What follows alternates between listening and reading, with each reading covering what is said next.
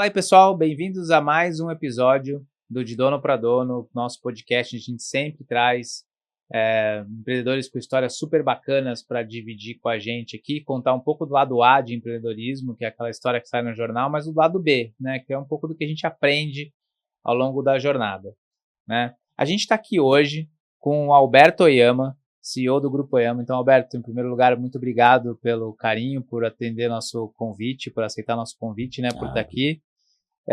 O Alberto tem um currículo impressionante. Ele é formado em administração pela FAAP, foi menor aprendiz aos 14, funcionário público até 2002, e aí decidiu pedir demissão para começar um negócio na área de franquias e não parou mais. Hoje é o CEO do Grupo Oyama, que tem uma série de operações, a gente vai explorar um pouquinho aqui. Já vou aproveitar e te passar o gancho com essa introdução. Alberto, o que te picou ali para esse universo empreendedor, né? E conta um pouquinho qual foi essa jornada aí, como é que começou o negócio para terminar com o que hoje é o grupo e todas as coisas que vocês fazem. Boa tarde a todos, João. Muito obrigado pelo convite. É uma honra e um prazer estar aqui com vocês. Eu sou um fã da Aldas e assisti sua palestra semana passada. Obrigado. Lá, né? Mas vamos lá. Eu comecei a trabalhar com 14 anos como menor aprendiz. Sim. No Banco do Brasil, fiz carreira lá. Né? Sim. E o que a gente... a primeira coisa que eu aprendi trabalhando é, eu admiro as pessoas que vão chegando na faculdade e falam, eu quero ser médico, eu quero ser engenheiro, advogado, já tenho, e eu não tinha o que fazer, eu era um funcionário de carreira. E aí eu descobri que se você não tiver certeza do que você quer fazer ou gosta, então comece a eliminar coisas que você não quer, pelo menos. Boa. E aí depois de 10 anos, né, 8, 9 anos no Banco do Brasil, eu falei assim, cara, eu acho que eu descobri uma coisa. Eu não quero passar meus próximos 30 anos aqui no banco, apesar de ser uma excelente instituição, meus amigos lá que são diretores do banco, superintendentes, fizeram uma excelente carreira, mas era uma coisa que eu não via para mim. Então eu falei, opa, eu acho que eu não vou querer essa vida boa, uma boa, mas para os meus próximos 30 anos. Sim. Então eu já comecei a olhar para fora, fazer pesquisa, não sabia o que era ainda. Numa primeira oportunidade, num plano de demissão voluntária, ainda sem saber o que é, falei, acho que eu ainda saio com um prêmiozinho, né? E comecei a pesquisar. E aí descobri, lendo, na época, era a revista PGN, que era já há 30 anos atrás, uma referência, comecei a ler sobre franquias, sobre franchise. Sim. Falei, opa, acho que aqui tem algo que vem de encontro ao meu perfil. E aí também, conhecendo um pouquinho, talvez me conhecendo, eu não sou um cara de criação, ou criativo, sou um cara de processos, mais de processos. Entendendo o que era a franquia, onde o franqueador cria a marca, produto, marketing, e o franqueado entra para operar, eu falei, acho que achei alguma coisa uma coisa que casa com as minhas competências. Com as minhas competências, né? E aí fui fazer há 20 e poucos anos atrás o curso Entendendo Franchising na BF, existe até hoje, onde você conhece os seus direitos e obrigações de todas as partes, para entender qual que era, onde eu estava entrando. E aí começou a pesquisa aí pelo mundo de franquias e acabei abrindo uma franquia. E qual foi a primeira operação, Roberto? A primeira operação foi há 23 anos atrás, uma franquia da Contemgrama, que era de cosméticos. Legal. Né? Então, foi um belo aprendizado, onde a gente aprendemos a operar varejo e tal, né, e cosméticos. E aí começou a nossa história aí com varejo e cosméticos. Legal. E de lá para cá, em cosméticos, hoje a principal operação é a da L'Occitane, que é um multifranqueado, aí, principal parceiro deles no Brasil. Sim, em 2013, o grupo L'Occitane, o grupo francês L'Occitane, né, que tem a L'Occitane en Provence em 90 países e com 3 mil lojas próprias, eles decidiram houve uma preparação e lançar a L'Occitane ao Brasil. Sim. L'Occitane do Brasil. E aí, foi engraçado, eu recebi um telefone um domingo à noite, uma pessoa me ligou no meu celular, eu estava numa ligação de fora, e aí a pessoa falou, eu falo em nome do Mr. Reinhard Geiger, CEO mundial da L'Occitane, e gostaria de fazer um convite para você almoçar, tá? Eu até brinquei, nossa, eu vou para a França, né? Aí eu falei, você aceita? Eu falei, aceito. Eu falei, então se o mês que vem ele está no Brasil, e a secretária vai marcar um almoço. Não fui para a França, mas ganhei uma bela parceria. Legal. E lançamos aí a L'Occitane ao Brasil em 2013. Legal. E de lá para cá o grupo cresceu pra caramba aqui. Tanto a L'Occitane como o grupo Oyama, né? O que você estava comentando um pouquinho antes daqui da gente abrir, né? Começou com a área de cosméticos, mas acabou indo para outra área. Por que essa transição? Foi uma coisa que é oportunista? Você já imaginava? Porque cosméticos são baita segmentos, mas você foi para outro segmento também grande de alimentação, né? Segmento de cosméticos sempre teve bons indicadores, né? Há vários anos. Eu faço isso há 23 anos. Né? Nós temos uma rede, a gente continua crescendo. E aí, olhando para a nossa experiência, ou talvez a nossa maior qualidade seja gerir pessoas e processos. Tá. Né? Até como franqueado, operador multifranqueado. Entendendo isso, eu falei assim, de que forma nós podemos levar isso para as outras áreas. Uhum. E olhando assim um pouco isso foi em 2017, nós começamos a falar, vamos diversificar, né?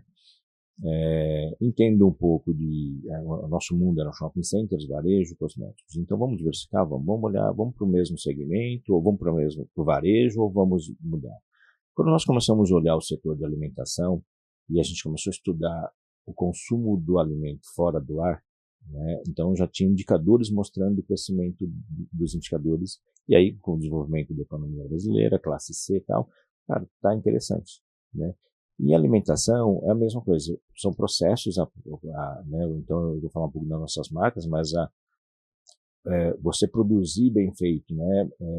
E aí entra até mais a parte de menos vender, porque você está atendendo, né, e servindo as pessoas, a pessoa não vou conseguir, no cosméticos a gente trabalha muito o aumento do ticket médio, mas não é aumento assim, você pode dobrar um ticket médio, né, trabalhar oferecendo, a pessoa vem para comprar um batom, você pode lhe vender a sombra, um blush, tudo. Na alimentação, você não vai vender 2 pratos de comida para a pessoa, não vai comer, você vai no máximo uma sobremesa e uma bebida. Então não é o ticket médio que faz a grande diferença. E sim ele retornar mais vezes, né, com seu serviço e qualidade. Então nós estamos falando muito de processo, né? E aí a gente falou, cara, vamos entrar em alimentação, né? Definimos, olhamos o mercado, o segmento, tem oportunidade, então vamos começar a buscar alimentação. Vai ser um novo braço do Grupo Oyama. Né? E aí eu ia abrir a história aqui, eu falei assim, aí começamos, se precisar, vamos olhar vamos para a alimentação, ok, olhando, então, o consumo de açaí só aumenta. A gente estava olhando em 2019, né? Vamos olhar, tinha uma marca referência em São Paulo, tinha uma outra marca que não tinha, tem espaço para crescer aqui com uma marca que tem pouca atuação em São Paulo, que era o Açaí Concept. Eu falei, cara, vamos abrir. Então, a nossa negociação, assim, começa assim, vamos abrir 10 unidades. Você tem espaço para a gente abrir 10 unidades? Como multifranqueado, você não abre uma, duas. Você fala, não, só tem espaço para 2. Então, eu vou agradecer a oportunidade, mas não tem alinhamento com os nossos objetivos.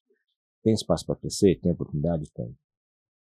Mas do ponto de vista de fazer um plano para abrir 10 unidades, falei, bom, já que eles não estão em São Paulo, e é um desafio o mercado de São Paulo, para quem é de fora, Açaí Concept de Maceió, aí veio a proposta, assim, bom, já que nós vamos fazer uma rede aqui, vamos ajudar outros franqueados também a fazer uma rede. E aí veio a proposta, nós fizemos a proposta para sermos master franqueados no estado de São Paulo. Tá? E Alberto, uma dúvida aqui. Para quem não conhece em detalhe o negócio do universo de franquia, eu estava começando a entrar nisso. Qual que é a diferença entre um multifranqueado e um master? Okay. Porque parece parecido, assim, mas é bem diferente. Qual que é a diferença entre esses posicionamentos? O multifranqueado, você tem várias unidades de uma mesma marca ou de algumas marcas. Tá? Então, você é um franqueado gestor de uma rede, sua rede. Tá bom. Você está ligado direto à franqueadora. Tá certo? bom. O master franqueado, ele recebe contratualmente os direitos em uma área, onde você desenvolve a área, você é a franqueadora nessa região. Então, no estado de São Paulo, eu sou o Açaí Concept, como franqueador, eu sou o representante da marca. Desta maneira, eu tenho a obrigação de desenvolver a marca e cuidar da rede. Faço a expansão e a operação da rede. E respondo se sou ligado à franqueadora. Legal. Tá? Então, no multifranqueado, você está ali na linha de frente fazendo a operação. Como master, você está suportando a operação dos outros franqueados, tem responsabilidade ali para a expansão da marca, Isso mesmo. venda e tudo mais. Legal. E aí, E dá para ser os dois ao mesmo tempo? Não, dá para ser, porque eu também abro, como o negócio é bom, já que eu sou master, se o negócio é bom, a gente avalia, né, para trazer para o nosso grupo. O negócio é tão bom que a gente também abre unidades como franqueado. Então, eu sou franqueado da nossa própria master franqueada, ou da Legal. nossa franqueadora, que nós vamos falar de outras marcas. Né? Legal. E isso tem se tornado mais comum, não tem? Esse fenômeno do multifranqueado? As redes têm dado mais valor para isso ultimamente. Sim. Do que ter uma base pulverizada de franqueados, não? Sim.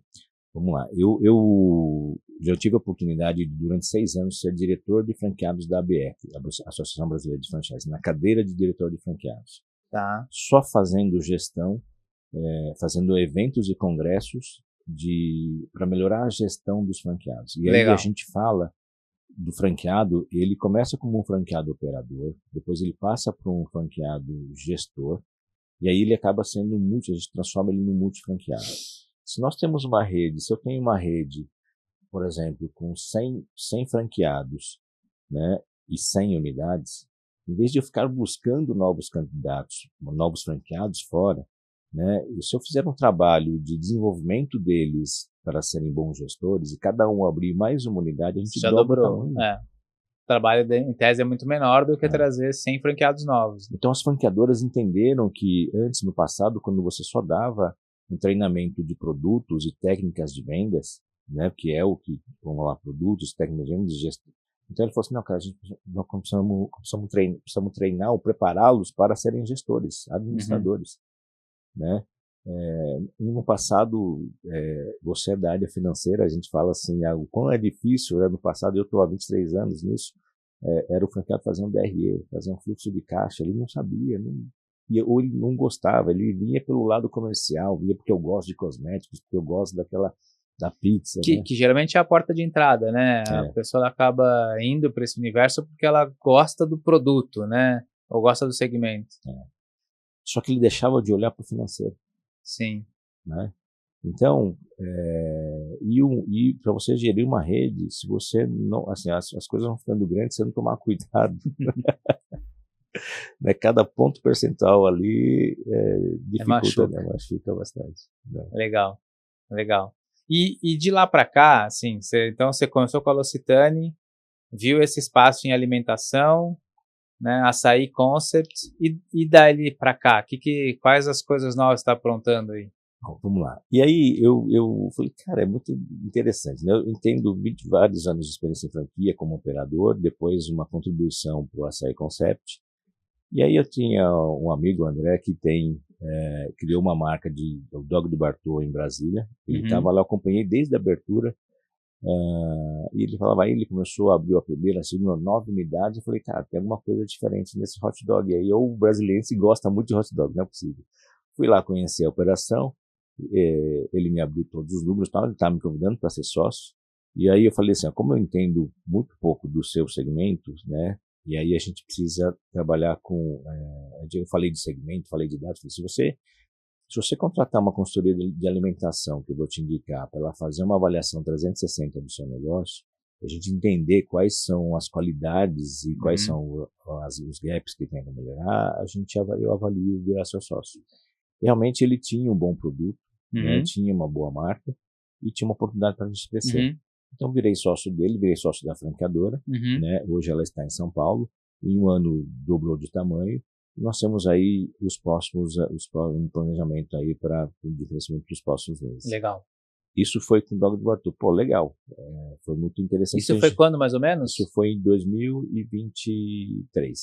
A gente começou a conversar em 2023, 2024 nós começamos. Legal. Né?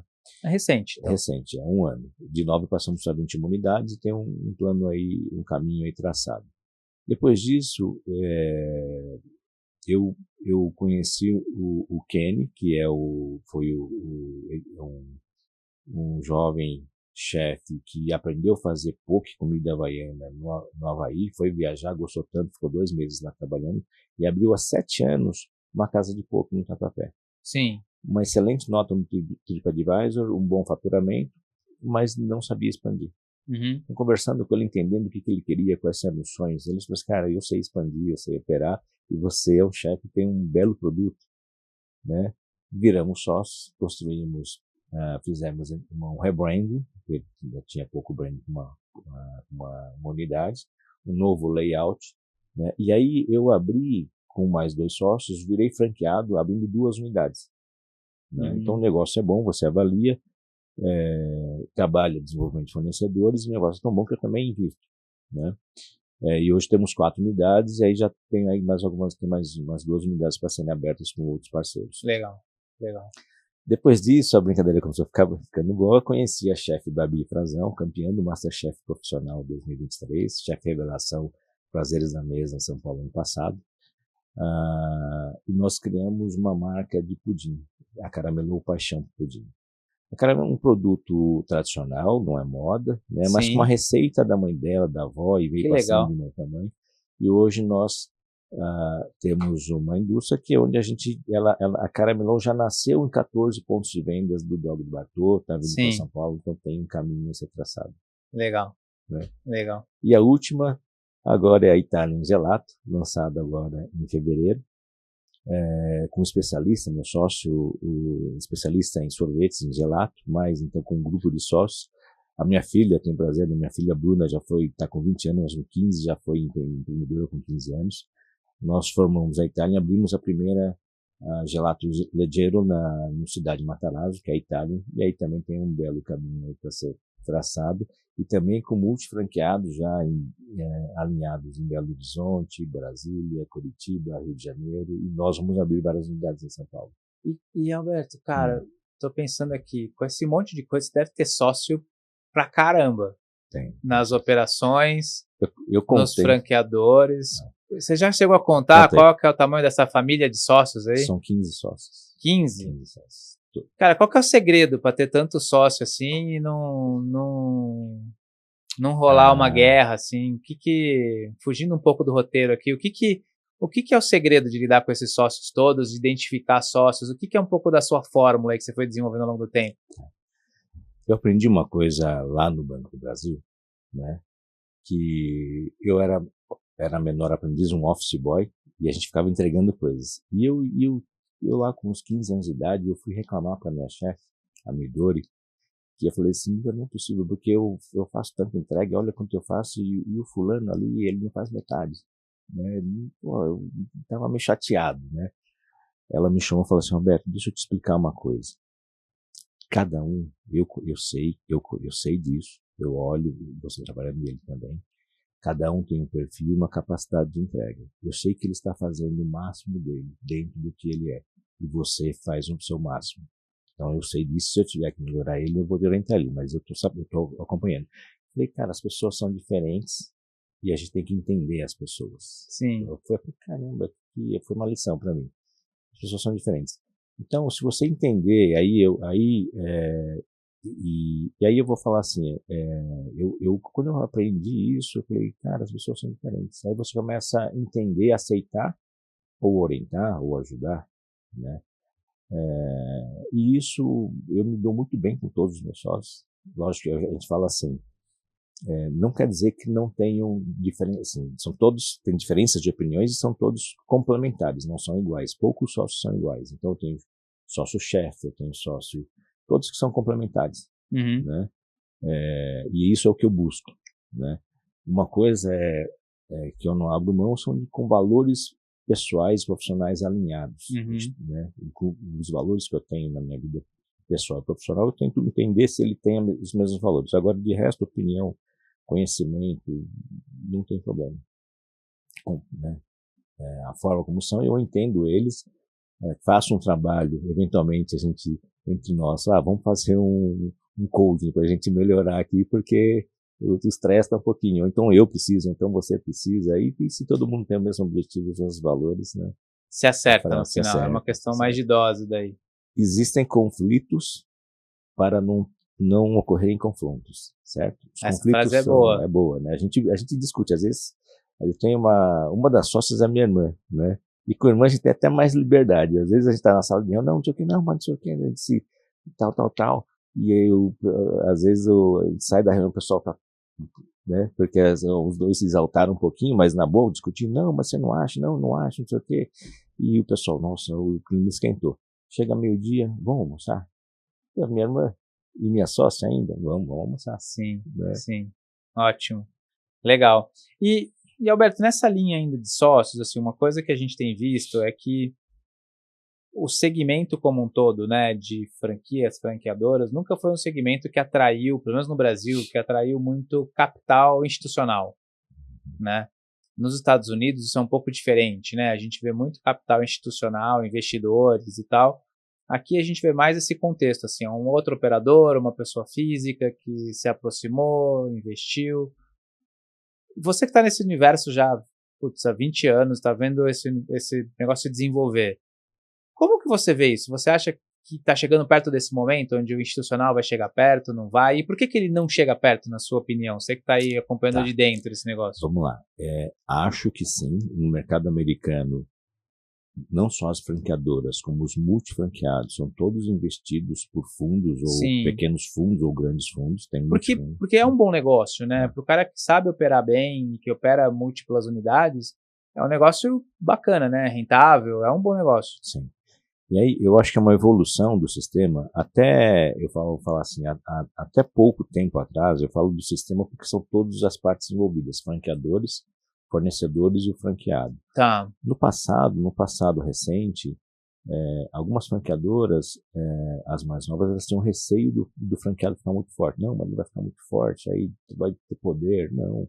Com regras claras, um contrato bem feito, né? Isso a Luxtani mostrou como ela atua, tá? No 90 países, tem 3 mil lojas próprias, né? Ela fez acordos comigo que, se outros quiserem fazer, é só entregar a mesma coisa. Né? Então tá tudo bem definido. Uhum. E aí, então houve uma evolução nisso, nesse caso das franquias, elas entenderam que era melhor desenvolver seus franqueados, assim como fornecedores, eles começaram a entender o sistema de franquia, onde ele falava assim, cara, vamos lá, os primeiros a entenderem foram os bancos, eles dão crédito para empresas novas se forem franquias. Porque quando você tem uma empresa que não é franquia, você vai pedir crédito no CNPJ novo, você não consegue crédito. A não ser que você tenha por trás outras empresas. Sim. Mas os bancos entenderam, eles têm um produto voltado para o franqueado. O franqueador aprovou ele como candidato, né? Ele tendo uma ficha, ele já recebeu crédito para abrir a franquia. Né? E depois disso, passamos para o desenvolvimento da gestão dos franqueados. Né? Então, ele também começou, aí os multifranqueados começaram a mostrar isso. Cara, eu quero ter várias unidades, eu quero ser um multifranqueado grande. Na BF nós temos, já há 6, 7 anos, a gente leva uma missão todo ano, o maior congresso de multifranqueados nos Estados Unidos, né? E lá os caras com 1.000 lojas, 1.200 lojas. Né? E aí, com relação ao interesse dos fundos, né? Quando a gente estava com a Selic lá embaixo, 4%, 5%, cara, assim, houve uma explosão de interesse por sócios investidores e não por operadores. Sim. Assim, você quer, com a Selic a 4%, 3%, eu falei, cara, não, eu preciso investir alguma coisa. Mas eles não podiam operar. E aí a gente começou a falar em sócio operador e sócio investidor. Né? E também com regras claras, com contratos bem feitos, você pode fazer isso. Né? Então acho que nós estamos passando por uma evolução no mercado brasileiro de franquia que cada vez vai acontecer isso. Existem, em 2020, eu estava conversando com um grande fundo que ele ia começar a experimentar sobre investir, ele só investia em real estate, são 2 bilhões investidos no mercado imobiliário, vamos começar a investir na economia ativa. E aí escolheram franquias.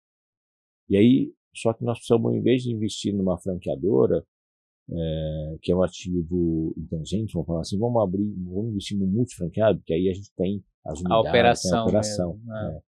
E aí criou-se um braço de alimentação e começou. O problema é que veio a pandemia, ele estou falando em 2020, né?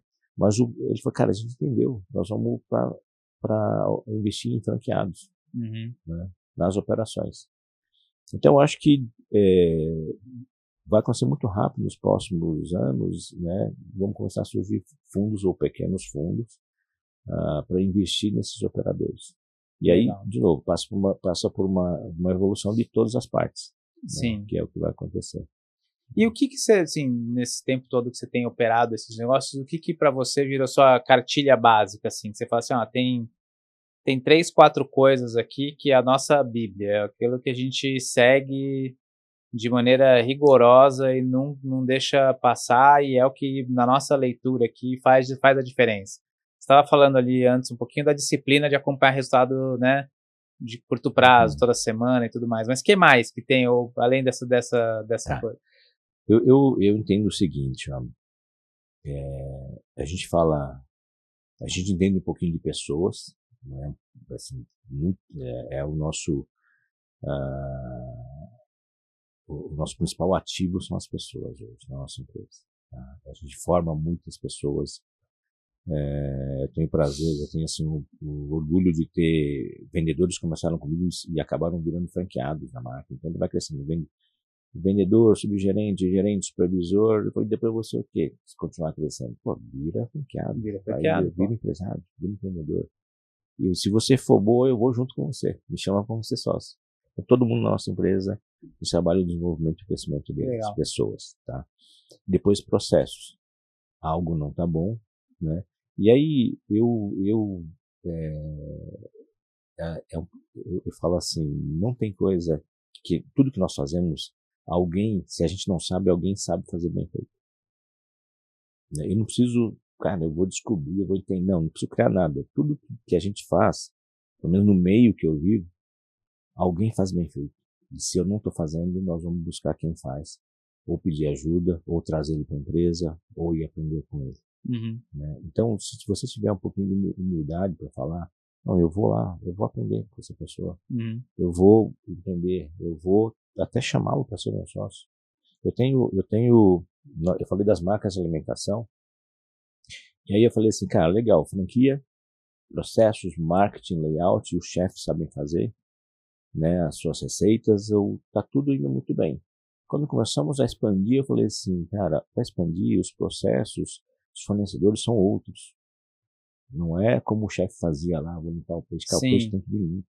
Sim. Não dá para ficar manuseando, não sei o que, segurança alimentar, então o chefe. E aí eu falei, cara, nós estamos com um desafio aqui. Né?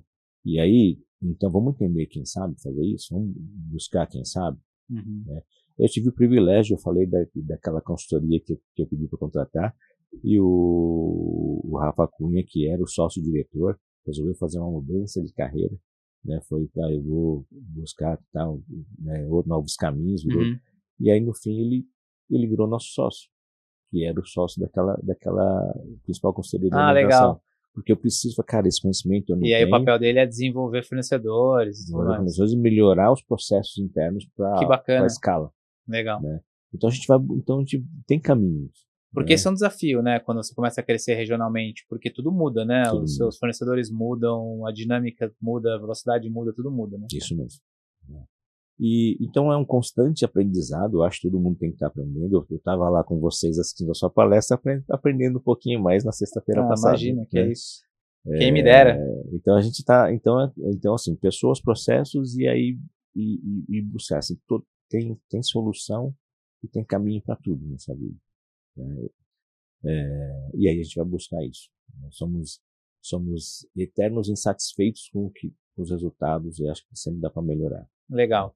E como é que você está vendo um pouco o contexto externo / macro, assim? Eu tenho uma crença que eu acho que a gente é muito mais limitado pelo ambiente micro, né? Aquelas nossas próprias competências, especialmente nós que somos médios, né? Temos tamanho médio. Mas o macro às vezes atrapalha. Como é que você está vendo aí o ambiente macro, especialmente varejo, que tem sofrido um pouquinho aí nos últimos 2 anos? Né? E você está em 2 segmentos que têm características bem diferentes e talvez públicos bem diferentes também, né? A L'Occitane tem um público mais AB, né? Imagino que as marcas de alimentação, um público classe média, ABC. Como é que você está vendo isso? Você deve ter muito pulso de mercado. Como é que você está vendo aí? Olha, então, mas eu aprendi outra coisa, né? Que a gente passa por diversas crises, né? Eu estava você lembra da época do Plano Collor? Eu estava lá no banco. no Brasil, né? Que o dinheiro, né, sumiu e Tia tal. Zélia Né, confiscou tia todo Zélia, mundo. E eu tava lá no banco, fui correndo, todo mundo foi explicar, pessoal, o que eu faço depois de você vender a casa, depois o dinheiro ontem, né? E a gente tava lá tentando explicar o inexplicável, né? Tipo, não sei o que você faz, nem eu sei, né? Acho Mas que só nem eles que fiz... confiscaram sabem o que vão fazer, né? Então a gente passou por algumas crises, né? Mas eu olho assim, no meu caso, os nossos, o que a gente está fazendo, a gente está olhando para o segmento, para o crescimento do segmento, para onde ele está indo. A gente no varejo, lá atrás, em 2014 e 2015, começamos a falar muito da venda online, as lojas físicas iam sumir, né? Falar, não sei o quê. Sim. Talvez eu não acreditava nisso, mas eu falei, cara, vamos diversificar, porque eu acho que é importante, talvez, sim, pode ser que a gente use mais, as novas gerações consumam menos na loja, mas a gente sabe que a loja entrega experiência hoje, então, uma complementarização. Então, eu olho para o segmento e a gente tem que estar, de fato, preparado para passar por algumas crises. Né? Sim. Por outro lado, no segmento de franquias, né, estatisticamente, historicamente, toda vez que tem uma grande crise no nosso país, ela traz novos players para o jogo. Então, no caso de executivos e funcionários que foram desligados numa grande crise, dificilmente ele vai se recolocar tão cedo. Então, ele sai com uma indenização, né? E aí a oportunidade, ele fala assim, eu me recoloco provavelmente num cargo menor ou ganhando menos, ou ele começa a pensar em abrir o próprio negócio, porque ele precisa sustentar a família. Né? E se tinha vontade de empreender, chegou a hora dele empreender. Então, historicamente, em todas as crises, nós temos um aumento de comercialização de franquias, de oportunidades. Tá?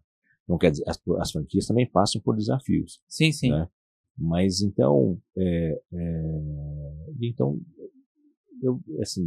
a gente está meio calejado para passar por grandes crises. Talvez se a gente fosse muito grande, você falou, nós somos médios, né? Então a gente, cara, assim, agora, então, assim, cara, a gente vai buscando soluções para esses desafios, né? Legal. Mesmo sendo macro. E, cara, como é que você gerencia tempo? Porque é muita coisa para fazer. Como é que é essa gestão de tempo aí, Alberto? O que é o tamanho do time hoje? Quantas pessoas tem lá trabalhando com você hoje? Como é que você organiza seu tempo hoje? O maior time no operacional está nos pontos de venda, né? Nós temos hoje umas 100 pessoas no nosso grupo, né? Fora os 15 sócios. Né? Sim. E aí, eu falo assim, vamos lá, eu tenho uma agenda, eu sigo a minha agenda, ela tem desde as 5:30 da manhã, onde eu acordo, faço café da manhã com os filhos, levo eles para a escola, depois tomo café da manhã com a minha esposa, todos os dias. Aí minha agenda começa umas 8 horas na empresa, né? Sim. Mas eu sigo rigorosamente a minha agenda. Então eu tenho agenda para o almoço, só falta a agenda para ir no banheiro, mas eu tenho, se você pegar minha agenda, tem tudo. E aí, como eu me propus a fazer, hoje nós temos lá 5 marcas de alimentação, uma de cosméticos, participo de alguns conselhos. Tá na BF. Tá na BF. Então, assim, o exercício para você, e aí eu me treinei para isso, a gente vai se treinando para você. Como eu só fazia uma coisa antes no passado, era cosméticos de varejo, eu comecei a mudar, a gente começa a treinar, fazer um exercício mental de hora em hora, tá preparado para mudar de assunto. Tá, tô falando agora na próxima hora, tô falando de L'Occitane, agora às 10 horas, 11 horas que eu vou começar a falar de hot dog. Há 2 horas eu vou falar de marketing sobre não sei o quê. 2 horas estou no conselho de não sei o quê. Então você faz um treino, um exercício mental para ficar trocando e se desligando do assunto, né, e entrando com profundidade no outro, né, e seguindo a sua agenda. As pessoas falam assim, porra, é difícil falar com você. Fala, difícil você me ver hoje e falar assim, posso, você tem 15 minutos? Hoje eu não tenho mais. Mas se você quiser, na semana que vem eu tenho. Sim. Então é só com planejamento. Não é uma questão, não é que é difícil, é só uma questão de necessidade de planejamento. Não dá para pegar de improviso. Não dá para pegar de improviso. Então, eventualmente, um almoço ou tal, né? Sim. Então é um treino, né? Eu fico brincando, mas como é que dá para Cara, assim, é um treino, né? Legal. E quando você olha para frente, o que você enxerga para os próximos 5, 10, 15 anos do grupo? O que é a ambição aí, Alberto? Vamos lá. Uma combinação de fatores, até que você falou, né? Eu acho que nós estamos desenvolvendo marcas em 2 segmentos. Eu continuo crescendo no varejo, Sim. com cosméticos. Nós estamos desenvolvendo várias marcas de alimentação. Nós temos, eventualmente, em algumas marcas, grupos de investidores, pessoas físicas investindo na marca ou nas unidades, né? Que aí são os investidores, que nós falamos, não são operadores. A gente pretende criar um fundo de participação para investir nas marcas que nós estamos operando e que nós estamos criando, né? Então, a gente conversando, então, hoje faço parte estou no conselho de uma empresa boutique de M&A, um ex-executivo de uma das empresas de referência, mas porque me interessa, porque eu quero aprender sobre isso e porque minhas empresas têm interesse em serem investidas.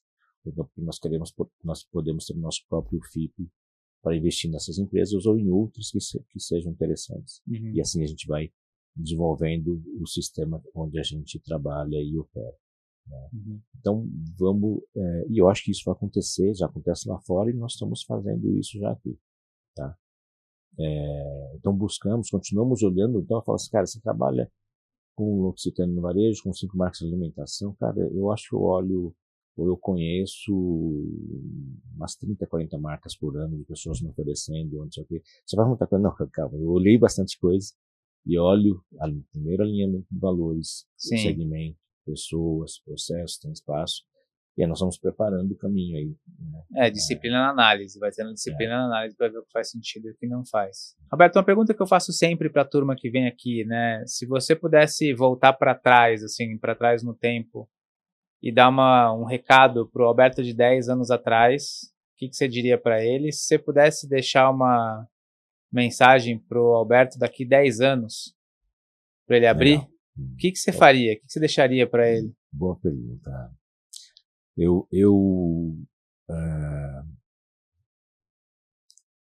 Eu acho que eu teria arrumado mais sócios antes. Mais sócios? Você sabe por quê? Eu fiz a jornada do empreendedor ou do empresário, ela é muito solitária. E durante muito tempo eu fiz tudo sozinho, né? E quando eu decidi entrar em alimentação, eu entendi que eu conheci uma parte, aí obrigatoriamente eu falei, eu preciso de sócios, porque eu não sou um chefe, não sou um cara de alimentação.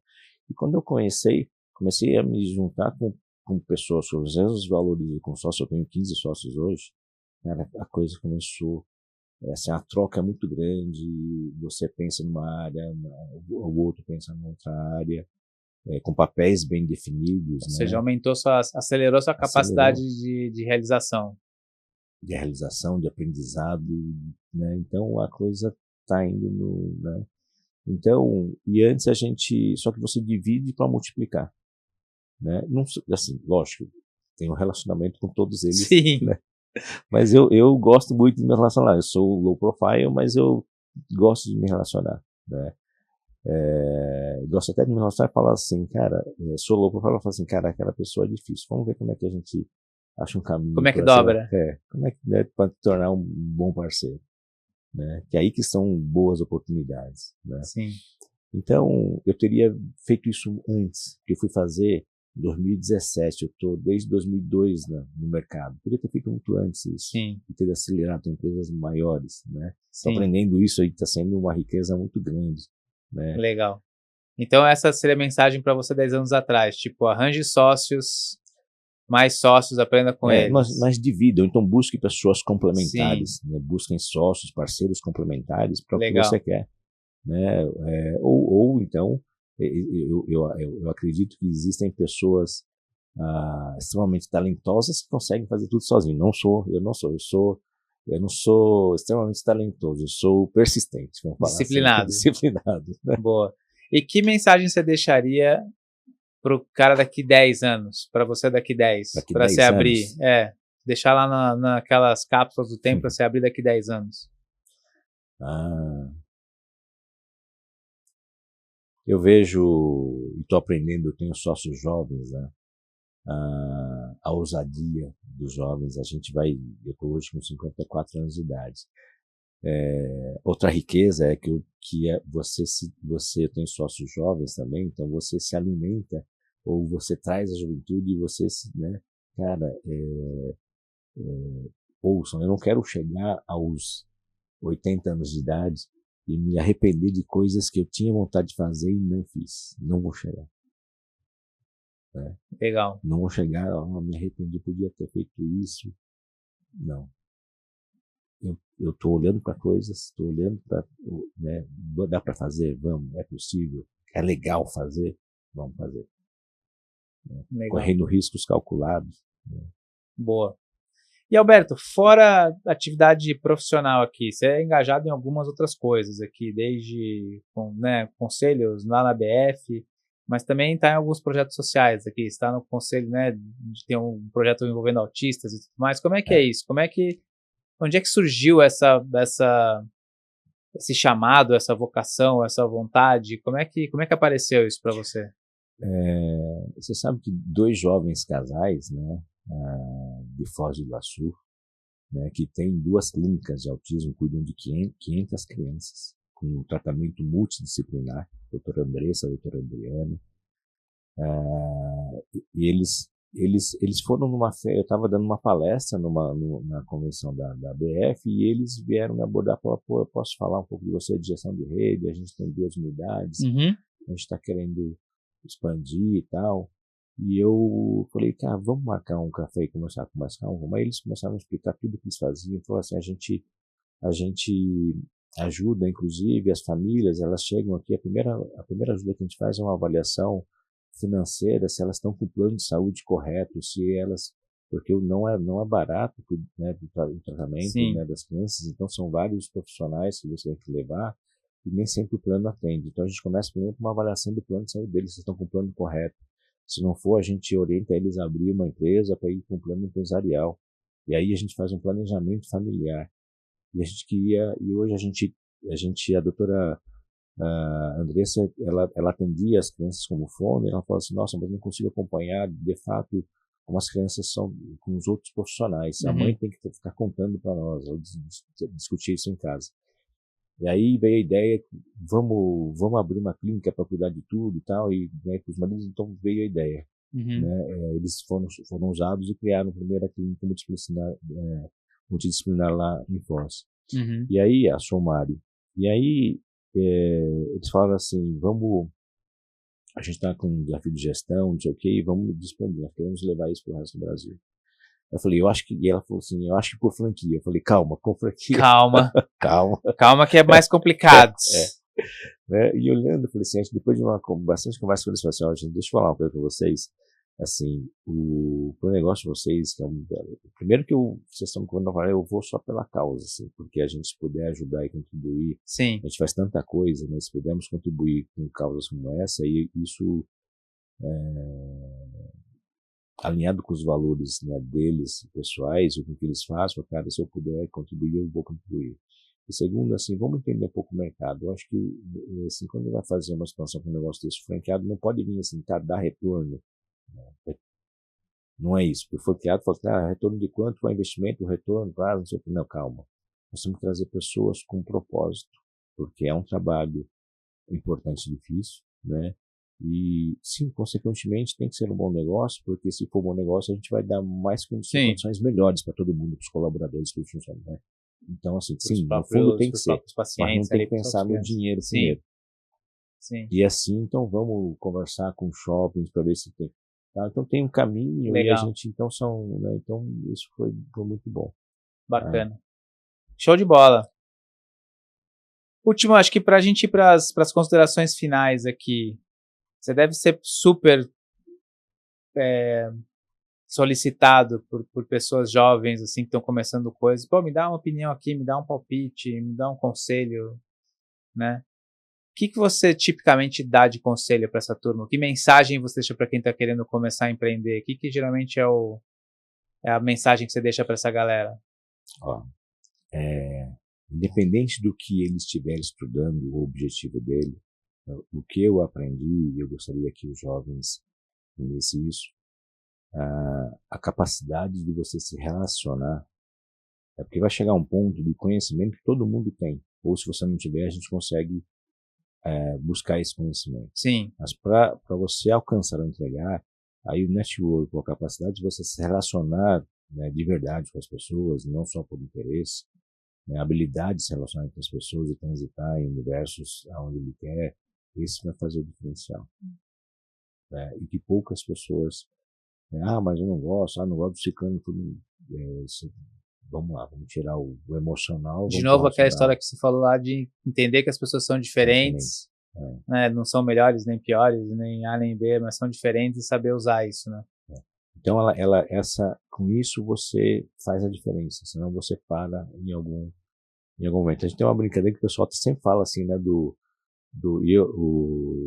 brincadeira, mas é verdade, o pessoal não fala do mais inteligente na escola e o outro que era meio bagunceiro, que chegou, sim, né? Sim.